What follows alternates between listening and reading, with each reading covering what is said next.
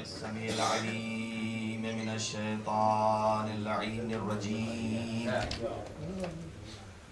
بسم الله الرحمن الرحيم. حسبي الله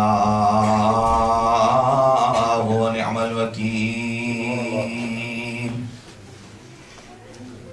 نعم المولى ونعم النصير. عليه توكلت وإليه أنيب. الحمد لله رب العالمين والعاقبة لأهل التقوى واليقين، والجنة للمؤمنين والنار للعاصين والكافرين والمشركين والمنافقين. والصلاة والسلام والتحية والإكرام على سيدنا ونبينا وشفيع ذنوبنا وطبيب نفوسنا رحمة للعالمين الذي اسمه في السماء بأحمد وفي الأرضين بأبي القاسم محمد المصطفى.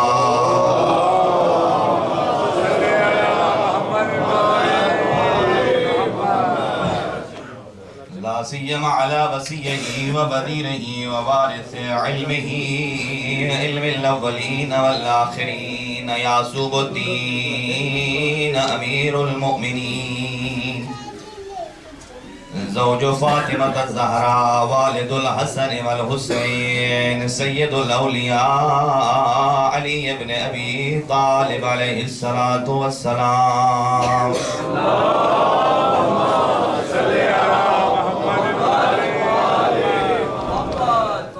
وآله الطيبين الطاهرين المعصومين المنتخبين الذين أذهب الله عنهم الرجس وطهرهم تطهيرا.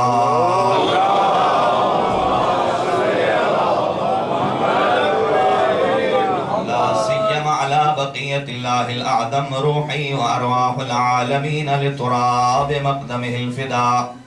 عجل الله تعالى فرجه الشريف وسهل الله تعالى مخرجه الشريف.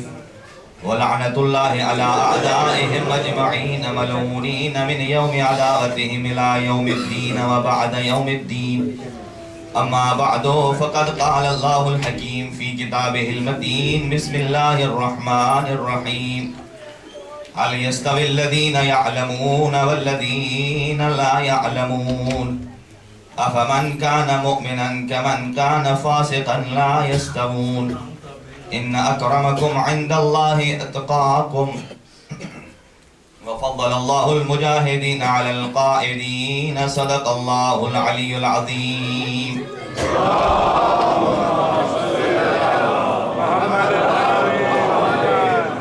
حضرین گرامی قدر، دعا ہے پروردگار عالم محمد و اہل بیت محمد سید علی رضا شاہ صاحب کی جانب سے یہ جو مجلس عزا کا انعقاد کیا گیا ہے، اللہ تعالیٰ کی ذات آپ کی توفیقات خیر میں اضافہ فرمائے.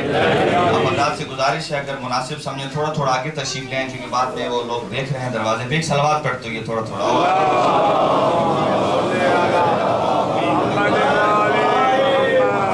اس بات کا یقین رکھیے کہ میں زیادہ دیر آپ کے درمیان حائل نہیں ہوں گا. تھوڑی دیر میں اپنی نوکری پیش کروں گا. حضرات سے میری گزارش ہوگی کہ وہ بڑے منہمک ہو کر انتہائی انہماک کے ساتھ ان جملوں کو غور سے سماعت فرمائیے گا. دعا ہے پروردگار عالم آپ کی والدہ ماجدہ اور آپ کے والد گرامی اور آپ کے چچا اور آپ کے ماموں اور دیگر اہل خانہ جو اس جہان فانی سے کوچ کر چکے ہیں، اللہ تعالیٰ کی ذات ان کے صغائر و کبائر سے درگزر فرمائے اور ان کو جوار معصوم میں جگہ نصیب فرمائے. پروردگار انہیں شہدائے کربلا کے ساتھ معشور فرمائے. ان کے لیے قبر اور برزخ کی تمام منازل کو آسان فرمائے. آپ کے اہل خانہ میں اگر کوئی مریض ہے تو اسے شفائے کامل و عاجل نصیب فرمائے. آپ کے بیٹے نے امتحان دے رکھا ہے، اسے دنیا اور آخرت کے ہر امتحان میں کامیاب و کامیاب فرمائے. اس کے علاوہ جن نوجوانوں نے ہمارے ذمہ دعائیں لگائی ہیں اور اللہ تعالیٰ کی ذات ان سب کی دعاؤں کو مستجاب فرمائے. اور جتنے بیمار حضرات تشریف فرمائے اللہ ان کو شفائے کامل و عاجل نصیب فرمائے. بالاخص میرے بزرگان جو دور دراز سے تشریف لائے ہیں اور قرب و جوار سے بالاخص جو ہالینڈ سے بھی تشریف لائے ہیں، اور میں سب حضرات کو دیکھ رہا ہوں کہ وہ کس کرب اور کس مشکل سے دیوار کا سہارا لے کر یا کیسے بھی ہے، وہ شاید ان کی ذاتی کوئی مشکل ہوتی تو وہ گھر سے نہ نکلتے۔ سبحان اللہ۔ یہ صفِ عزائے سید الشہداء کا اثر ہے کہ انسان بیمار بھی ہو تو آتا ہے اس واسطے کہ شفا ملنی جو اسی در سے۔ اللہ تعالیٰ کی ذات ان تمام بیماروں کو شفاء کامل نصیب فرمائے۔ اور دو مومنین کے لیے خاص طور سے درخواست دعا ہے، وہ کینسر میں مبتلا ہیں، ایک ہمارے برادر افتخار حسین صاحب اور ایک سید زادہ ہے سید صفت حسن زیدی۔ اللہ تعالیٰ کی ذات ان کو اس موذی مرض سے نجات عطا فرمائے اور صحت و تندرستی عطا فرمائے۔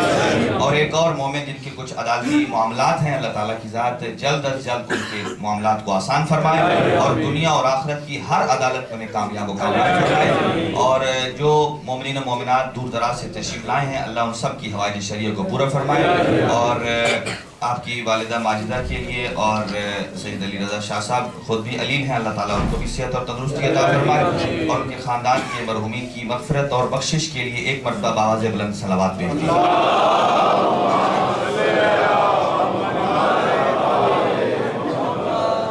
نعرہ تکبیر، نعرہ تکبیر۔ ویسے گنجائش تو نہیں ہے نعرے کی، لیکن میں اس لیے آپ حضرات کی توجہات کو آمادہ کرنے کے لیے، چونکہ میرے پاس وقت انتہائی مختصر ہے اور میں نے رکھا ہی اس لیے ہے کہ جو میرے مہمان گرامی جو دور دراز سے تشریف لائے ہیں، علماء کرام اور ذاکرین عظام، کہ وہ اپنی بھرپور نوکری پیش کر سکیں۔ اور اس کے بعد چونکہ ہم تو ان ہستیوں کو مانتے ہیں کہ جن کے نزدیک کوانٹیٹی معیار نہیں ہے، کوالٹی معیار۔ سبحان اللہ۔ اگر تھوڑا سا عمل بھی قبول ہو جائے تو فرماتے ہیں اسے قلیل نہ کہو، پھر اسے کثیر کہو۔ اور کثیر عمل اگر بارگاہ خدا میں قبول نہ ہو تو پھر بزعم خود اسے کثیر نہ کہو، اسے قلیل کہو۔ نعرہ تکبیر، نعرہ رسالت، نعرہ حیدری، نعرہ حیدری۔ ایک صلوات مرحمت فرما دیجیے۔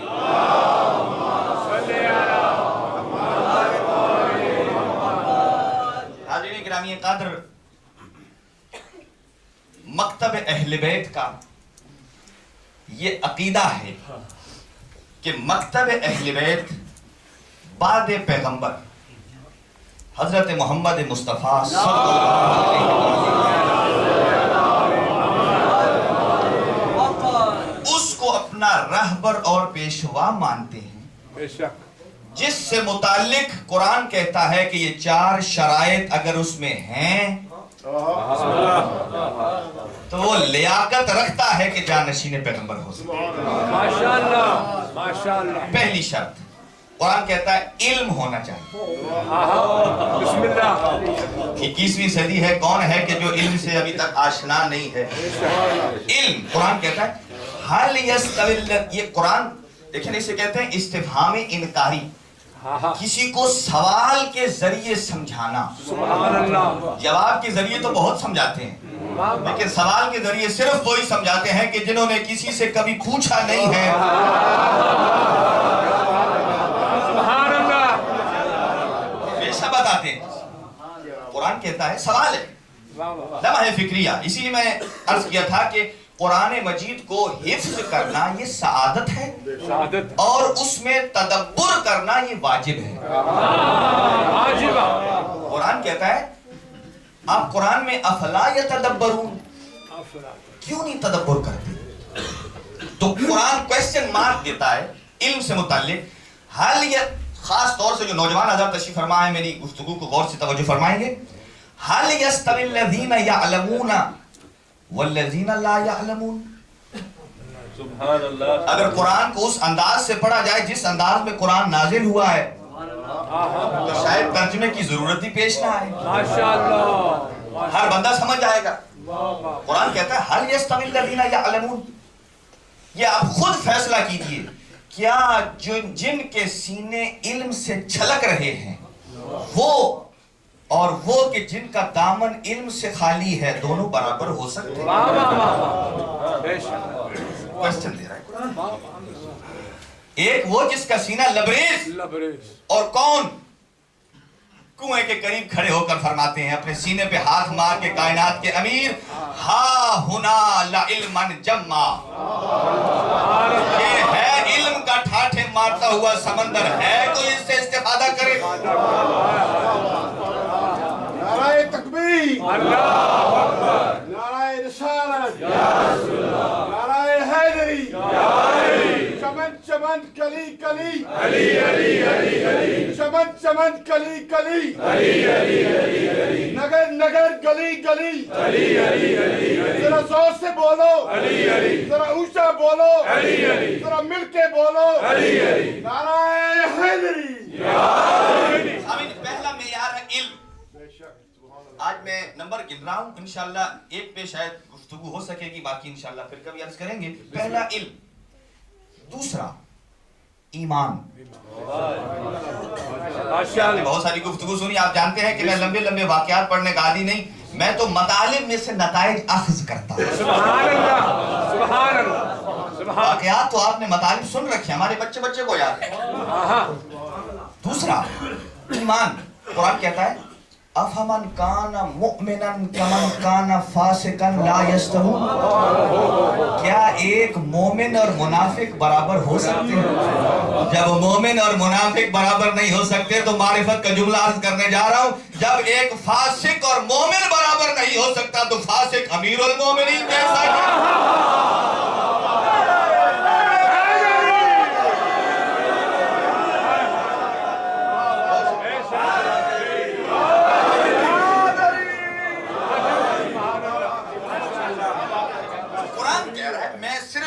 करने का हकदार अमीन, बहुत शुक्रिया। क्या मोमिन और फासिक बराबर हो सकते?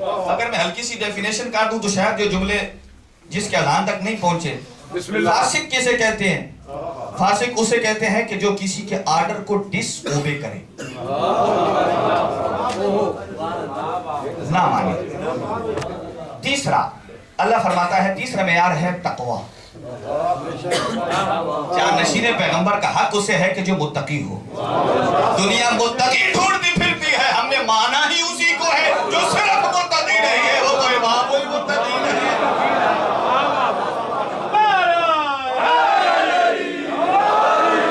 इसलिए कुरान कहता है इन्ना अक्रमकुम इंदल्लाहि अत्काकुम, अल्लाह के यहाँ मेयार जाहो जलाल नहीं है, माले गनीमत समेट कर मालदार होना कमाल नहीं है। रहमान के यहाँ कमाल यह है कि जो मुत्तकी हो जाए। चौथा मेयार, और फिर पलट कर वापिस कहा चौथा मेयार यह है कि जो हकदार जानशीनी रसूल है वो मुजाहिद होना चाहिए। एक लफ्ज से आप उसकी इंतहा तक पहुंच गए। क्यों? फरमाया फज़्ज़लल्लाहुल मुजाहिदीना अलल कायदीन, अल्लाह फरमाता है मैं अल्लाह ने मुजाहिदीन को घर बैठने वालों पर फजीलत अता की है। अब देख लीजिए, ये अक्ल ही तो बताती है कि करार कौन है और फरार कौन है।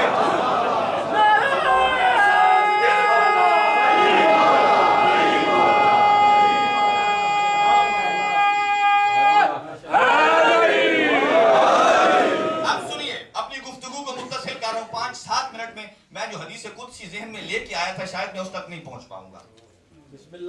पहली चीज इल्म। इल्म क्या है समझिए, इसलिए कि आलिम और जाहिल का कोई मुकाबला नहीं। दोस्तों इंसाफ आपने करना है, आलिम और जाहिल को कभी एक दूसरे के मद्दे मुकाबिल ना लाइएगा। ये जाहिल की इज्जत नहीं बढ़ती, इससे आलिम की तौहीन हुआ करती। और अगर एक जुमला अर्ज कर दूं, मासूम ने इरशाद फरमाया, कहते हैं कफा बिशरफी कफा बिल इल्म शरफन अन यद्दय मन ला युहसिनुहु, इल्म के शरफ के लिए इतना ही काफी है जो जाहिल है वो भी अपने आप को आलिम कहता है।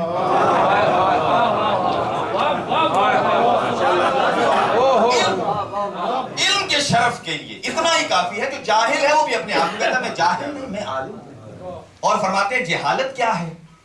کفا بالجہل ذمن ان یبرأ منہ وہو فیہ، کہ جہالت کی مذمت کے لیے اتنا ہی کافی ہے، ہوتا بھی جاہل ہے پھر بھی جہالت کو اپنے سے دور ظاہر کرتا ہے، جہالت کو دور ظاہر کرتا ہے۔ اب سنیے، ایک شخص نے سرکار امیر سے پوچھا تھا، یا علی بتائیے آپ کا سب سے بڑا دشمن کون ہے؟ بڑا دشمن کون ہے؟ شاید کسی کے ذہن میں جواب ہو، کہا مرحب ہوگا، انتر ہوگا، عمر ابن عبدود ہوگا۔ نہیں، کائنات کے امیر نے فرمایا نہیں، عجیب جملہ ارشاد فرمایا، اسی لیے تو میں کہتا ہوں کہ آ جاؤ اس دروازے پر کہ جو آل محمد کا دروازہ ہے۔ آل سے محمد کی خوشبو آتی ہے۔ بڑا گہرا جملہ میں آل سے محمد کی خوشبو آتی ہے۔ اب آپ کہیں گے یہ میں نے کیسے جملہ کہہ دیا؟ آئیے عرض کرتا ہوں کیسے آتی ہے۔ مامون الرشید کا دربار سجا ہوا تھا، مامون الرشید کا دربار سجا ہوا تھا، ایک شخص بہت بڑا بزنس مین آیا اور جیسے ہی دربار میں داخل ہوا، اس کا داخل ہونا تھا کہ دربار ایسے معطر ہو گیا، سبحان اللہ، مہکنے لگا۔ دنیا حیران، آخر اس تاجر نے کون سا پرفیوم لگایا جس سے دربار مہکنے لگا؟ جب مامون الرشید نے پوچھا آخر کون سا، تمہارے پاس عرب ویسے بھی خوشبو کے دل دادا ہوتے ہیں، کون سی خوشبو ہے؟ کہتا میرے پاس کوئی خوشبو نہیں، البتہ ایک قیمتی مال ہے میرے پاس جس کے اندر ولایت علی ابن ابی طالب چھلک رہی ہے نا، اس لیے میں کہا کرتا ہوں ولایت علی ابن ابی طالب تھکے ہوئے دلوں کا مقدر ہے ہی نہیں۔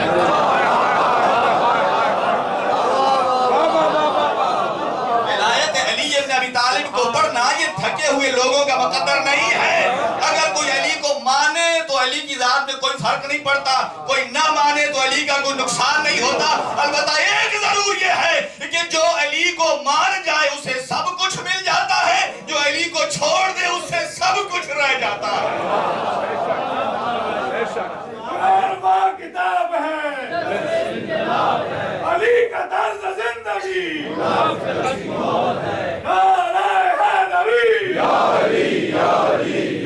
چنانچہ مامون الرشید کے دربار میں آ گیا، کہا قیمتی چیز ہے بیچنا چاہتا ہوں۔ کہا کیا ہے؟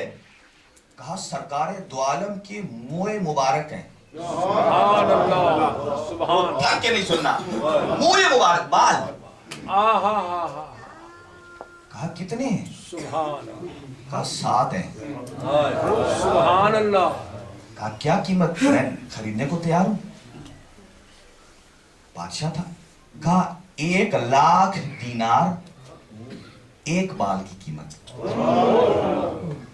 1,00,000 دینار ایک بال کی قیمت۔ میں کہتا ہوں میں قربان جاؤں، میرے کروڑوں سجدے قربان جائیں سرکار دو عالم کی عزت و عظمت پر۔ نہ جانے وہ کیسا مسلمان تھا کہ سرکار دو عالم کے بال کی قیمت لگا بیٹھا۔ ہائے ہائے ہائے ہائے، چنانچہ اس نے قیمت لگائی، بادشاہ نے خرید لیے، 7,00,000 دینار میں، دینار سونے کا ہوتا ہے، درہم چاندی کا ہوتا ہے، خرید لیے، بہترین سونے کا بکسا بنوایا، اس میں 7 بال رکھ دیے اور بلا رہا ہے وزراء کو، مامون الرشید آؤ دیکھو میرے پاس انوکھی شے ہے، یاد رکھیے آؤ اس دروازے پہ جہاں سے آل کی خوشبو آتی ہے۔ آل وہ ہیں جن سے رسول کی خوشبو آتی ہے، جن کے بدن سے رسول کی خوشبو آتی ہے، ان کے خون میں علم کیسے رسول نے گھوٹ کے پلا دیا تھا۔ کہا 7 ہے، اچھا سب کو بلا رہا تھا، میں نے اختصار کے ساتھ مختصر کر دیا۔ چنانچہ ادھر پیغام بھیجا کہ جاؤ امام علی ابن موسیٰ رضا کو بلاؤ، آؤ اور آئیے آپ کے جد کے بالوں کی زیارت کر لیجیے۔ ادھر سے امام رضا علیہ السلام تشریف فرما ہوئے، جیسے اندر آتے گئے اور بڑی خوشی سے وہ صندوقڑی کھول کے دکھاتا ہے، یہ دیکھیے 7 بال ہے۔ اللہ اکبر، جس آل میں سے رسول کی خوشبو آتی ہو نا، حضرت نے اپنی انگشت سعادت سے پہلے آتے ہی 3 بالوں کو الگ کر دیا، 4 بالوں کو الگ کر دیا، کہا یہ 3 نقلی ہیں، یہ 4 اصلی ہیں۔ انگشت شہادت سے 3 کو کر دیا، یہ نقلی ہیں، یہ 4 اصلی ہیں۔ جب کہا مامون الرشید نے یبن رسول اللہ میں نے اتنا خرچہ کیا ہے، معلوم ہوا اگر خرچے سے سب کچھ ملتا، خرچے سے نہیں ملا کرتا۔ کہا یہ 3 نقلی کیسے، وہ 4 اصلی کیسے؟ کہا اس لیے کہ ان 4 سے مجھے اپنی خوشبو آ رہی ہے، ان 4 سے مجھے اپنی خوشبو آ رہی ہے اور ان 3 سے اپنی خوشبو نہیں آ رہی، لہذا وہ سرکار کے بال نہیں ہیں۔ اب یہاں مامون الرشید حیران ہو گیا، اس نے کہا یا ابن رسول اللہ یہ تو صرف آپ ہی کو پتا چلا ہے کہ اصلی کون سا ہے، نقلی کون سا ہے، جن کو میں کروڑوں لوگوں کو ابھی تک زیارتیں کرا کے ان سے میں پیسے وصول کرتا رہا ہوں، انہیں کیسے مطمئن کروں کہ یہ 3 نقلی ہیں، یہ 4 اصلی ہیں؟ آپ نے فرمایا میں محمد کا بیٹا ہوں، میں ابھی بتا دیتا ہوں کہ ان کو کیسے مطمئن کر۔ کہا یہاں آگ کا بندوبست کر۔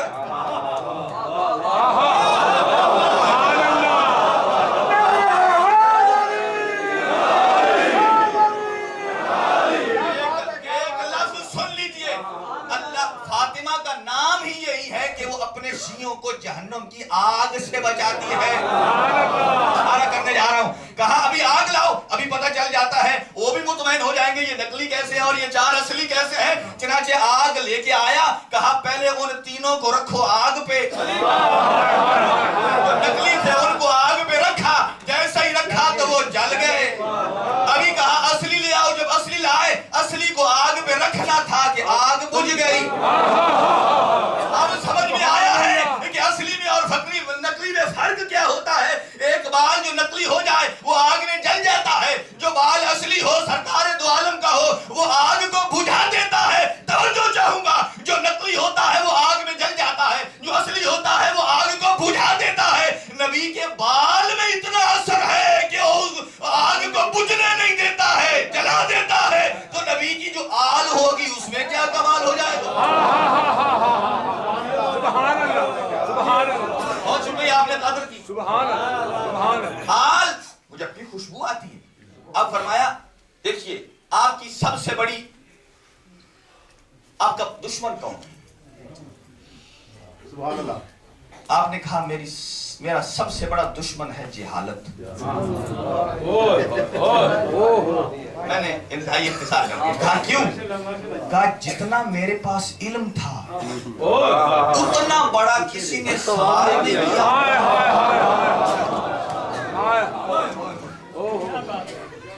یہ داد و بیداد علی ابن ابی طالب ہے۔ حوالہ یاد نہیں، کتاب سوچنے دو، کہاں سے پوچھ رہے ہو نصاب سوچنے دو۔ علی کی زندگی میں کوئی ایسا سوال تو لاؤ جب علی نے کہا ہو جواب سوچنے دو۔ بس اس گفتگو کو سمیٹ کر میں 2 جملے مصیبت کے پڑھوں گا اور گفتگو تمام کر رہا ہوں۔ بسم اللہ۔ چنانچہ میرا سب سے بڑا دشمن جہالت، اسی لیے تو قرآن نے کہا واللہ اخرجکم من بطون امہاتکم لا تعلمون شیئا۔ اللہ نے تمہیں اپنے ماں کی شکم سے پیدا کیا کس حالت میں کہ تمہیں شے کا علم نہیں تھا، کسی شے کا علم نہیں تھا، کسی شے کا علم نہیں تھا۔ یعنی یہاں آئے تو یہ بھی کسی نے بتایا کہ یہ امی ہے، یہاں آئے تو کسی نے بتایا یہ بابا ہیں، یہ کسی نے بتایا کہ یہ چچا ہیں۔ چنانچہ تمہیں اپنے رشتوں کا ہی علم نہیں تھا، شکم مادر سے جاہل پیدا ہوئے تو کوئی صاحب عقل جو ہے وہ اس بات کا انکار نہیں کرے گا۔ عام انسان کا بچہ جب پیدا ہوتا ہے وہ جاہل بھی ہوتا ہے، نجس بھی ہوتا ہے، جاہل بھی ہوتا ہے، نجس بھی ہوتا ہے اور کمزور بھی ہوتا ہے۔ بے شک، بے شک۔ نتیجہ دینے جا رہا ہوں، جاہل بھی ہوتا ہے، کمزور بھی ہوتا ہے، نجس بھی ہوتا ہے۔ اب تمہیں نہیں سمجھ آیا، اپنے آپ کو محمد کے برابر سمجھتے ہو، تم تو علی کے مقابل بھی نہیں ہو۔ کہا جو 4 دن کا علی ہو کلہ اجدر کے ٹکڑے کر دے وہ کمزور نہیں ہوا کرتا، وَيُطَهِّرَكُمْ تَطْهِيرًا جس کے بارے میں آ جائے وہ نجس نہیں ہوا کرتا، جسے محمد اپنی زبان چسا دے وہ جاہل نہیں ہوا کرتا۔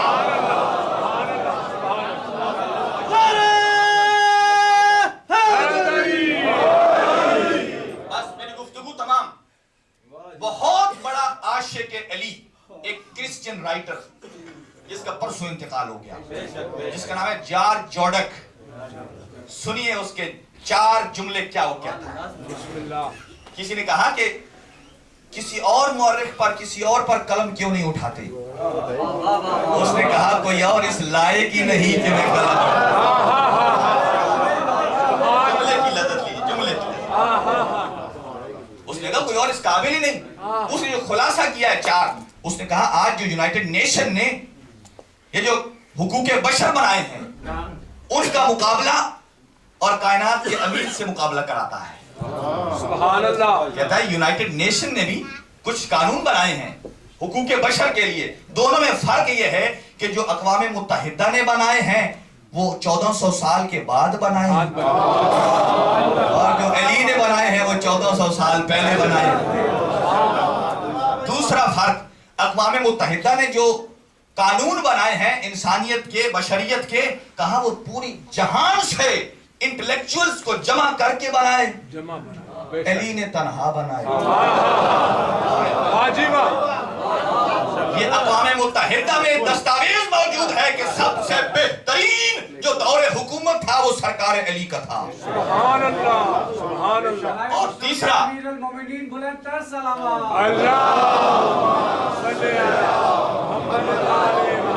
کہا سارے انٹلیکچوئلز مل کر بنایا، علی نے تنہا بنایا۔ کہا ان سب نے مل کے ناقص بنایا، علی نے مکمل بنایا۔ آخری جملہ سنیے، وہ کہتے ہیں اقوام متحدہ نے جتنے حقوق بشر کے قوانین بنائے ہیں سب کو بنایا بھی خود ہے، پامال بھی خود کیا ہے۔ کہا جس علی نے بنائے تھے، علی نے اپنے رب سے وعدہ کیا تھا اے اللہ جن قوانین کو تو نے بنایا میں نے لاگو کیا ہے، علی مرتا مر جائے گا کسی کے حق کو ضائع نہیں کرے گا۔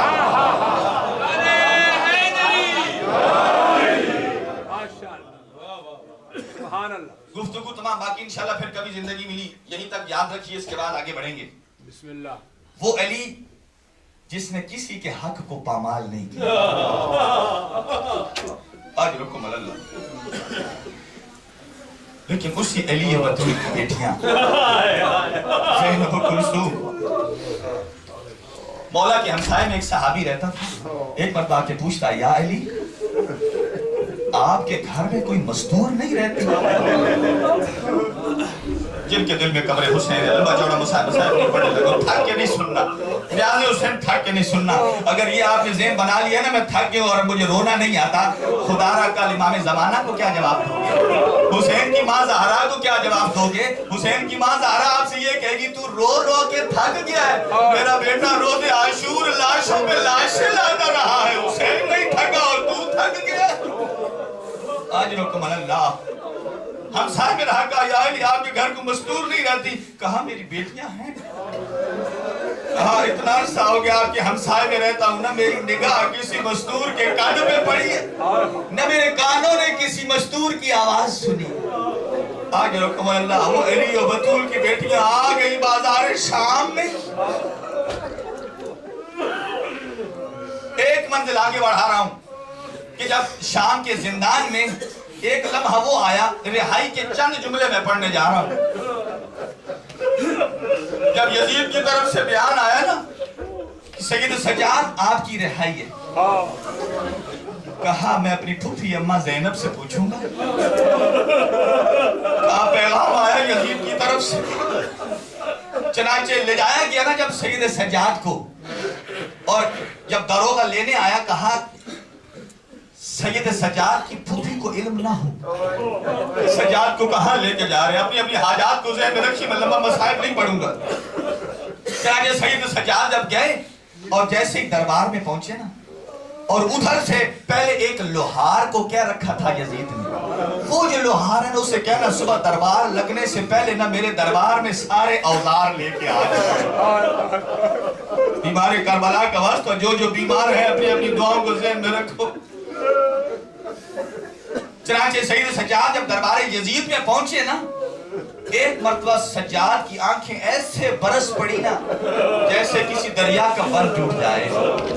جب دربار میں پہنچے نا تو ایک مرتبہ پھوپھی زینب کا اسی دربار میں خطبہ یاد آ گیا نا،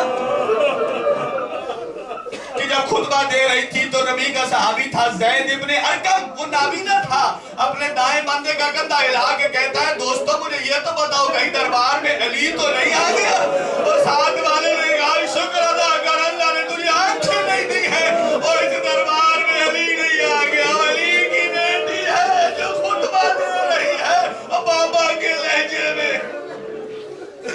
اجرکم اللہ، اجرکم اللہ، اللہ آپ کو آباد گھروں میں لے کر جائے، آپ کی ساری حاجات کو پورا کرے۔